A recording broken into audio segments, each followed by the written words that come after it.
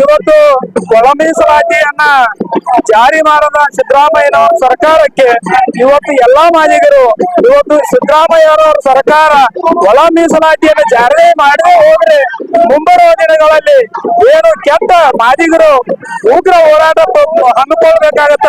ಅದಕ್ಕಾಗಿ ಮಾನ್ಯ ಸಿದ್ದರಾಮಯ್ಯನವರು ಕೂಡಲೇ ಎಚ್ಚೆತ್ತುಕೊಂಡು ಏನು ಬಹುದಿನಗಳಿಂದ ಮಾದಿಗರಿಗೆ ಏನು ಮಾತನ್ನ ಕೊಟ್ಟಿದ್ದೀರಿ, ನಮ್ಮ ಸರ್ಕಾರ ಬಂದ್ರೆ ಕೂಡಲೇ ನಾವು ಸದಾಶಿವ ಆಯೋಗವನ್ನು ಜಾರಿ ಮಾಡ್ತೀವಿ ಅಂತ ಹೇಳಿದ್ರಿ.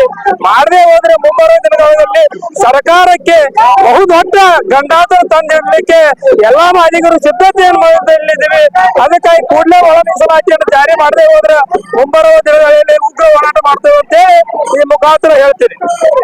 ನಮ್ಮ ಮಾದಿಗ ಸಮಾಜದ ಎಲ್ಲ ಮುಖಂಡರು ಮತ್ತು ಬೆಳಗಾವಿ ಜಿಲ್ಲೆಯ ಎಲ್ಲ ಸಂಘಟನೆಯ ಎಲ್ಲ ಹೋರಾಟಗಾರರ ಸಂಘಟನೆಯ ಎಲ್ಲ ಪದಾಧಿಕಾರಿಗಳು ಇಲ್ಲಿ ಭಾಗವಹಿಸಿ ಬೆಳಗಾವಿ ಅಖಂಡ ಜಿಲ್ಲೆಯಿಂದ ನಮ್ಮ ಮಾದಿಗ ಕುಲಬಾಂಧವರು ಎಲ್ಲರೂ ಕೂಡ ಇಲ್ಲಿ ಆಗಮಿಸಿದರು. ಯಾಕೆ ಆಗಮಿಸಿದಾರಂತಂದ್ರೆ 30-40 ವರ್ಷ ಈಗ ನಮ್ಮ ಹಿರಿಯರೆಲ್ಲ ಒಳ ಮೀಸಲಾತಿ ಸಲುವಾಗಿ ಹೋರಾಟವನ್ನು ಮಾಡಿ ಈಗಾಗಲೇ ಕೆಲವು ನಮ್ಮ ಹಿರಿಯರು ಸತ್ತು ಹೋಗಿದ್ದಾರೆ.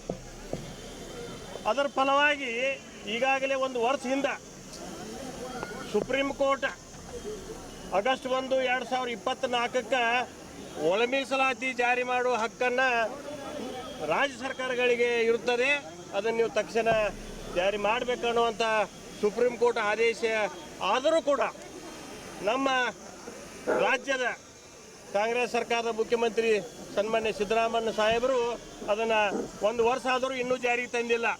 ಇಲ್ಲೇ ಪಕ್ಕದ ತೆಲಂಗಾಣ, ಹರಿಯಾಣ, ರಾಜಸ್ಥಾನ, ತಮಿಳುನಾಡು ರಾಜ್ಯಗಳು, ಆಂಧ್ರ ಈಗಾಗಲೇ ಅವನ ಒಳ ಮೀಸಲಾತಿಯನ್ನು ಜಾರಿಗೊಳಿಸಿದ್ದಾರೆ. ನಮ್ಮ ಸರ್ಕಾರದವರು ಮೀನಾಮೈಷ ಎನ್ನುತ್ತ ಯಾರ್ದೋ ಒತ್ತಡಕ್ಕೆ ಮಣಿದು ನಮಗೆ ಅನ್ಯಾಯವನ್ನು ಮಾಡ್ತಾ ಇದ್ದಾರೆ.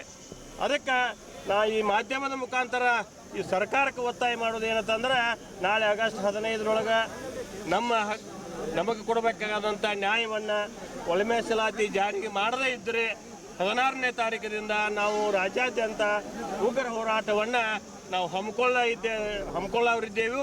ಅದಕ್ಕೆ ಈ ನಮ್ಮ ಮಾದಿಗ ಸಮಾಜದ ಎಲ್ಲ ಮುಖಂಡರು, ಎಲ್ಲ ಸಂಘಟನೆಯ ಪದಾಧಿಕಾರಿಗಳು, ಅಧ್ಯಕ್ಷರು ಎಲ್ಲರೂ ಕೂಡ ಇಲ್ಲಿ ಭಾಗವಹಿಸಿದರು. ಜಾತ್ಯತೀತ, ಪಕ್ಷಾತೀತ ಎಲ್ಲರೂ ಭಾಗವಹಿಸಿದ್ದಾರೆ.